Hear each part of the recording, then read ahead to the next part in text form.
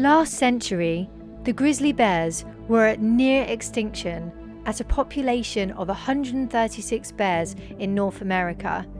Today, the grizzly bear remains in a few isolated locations in the lower 48 states, including Yellowstone. The estimated Greater Yellowstone Ecosystem grizzly bear population increased from 136 in 1975 to a peak of 757 in 2014.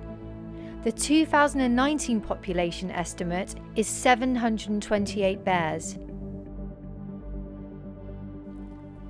Grizzly bears play an important role in forest ecosystems as seed dispersers and nutrient providers.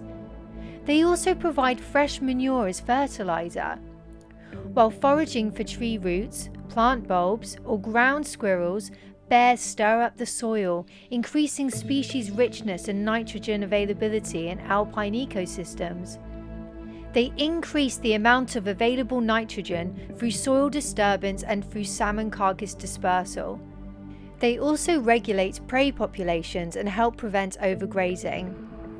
The removal of grizzly bears and other predatory animals causes populations of herbivores to increase.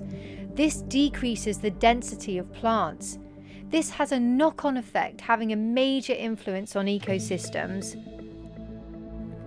Government and ranchers claim that grizzly bear numbers are at capacity.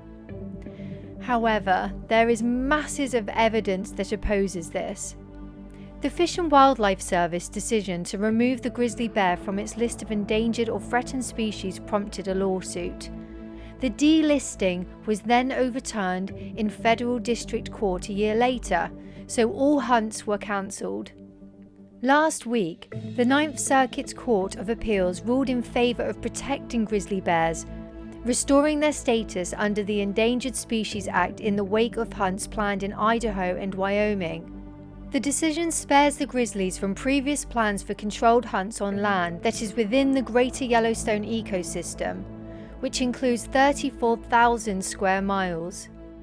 The judge said that delisting the grizzly bear was the result of political pressure by the states rather than having been based on the best scientific and commercial data, so it was in violation of the Endangered Species Act.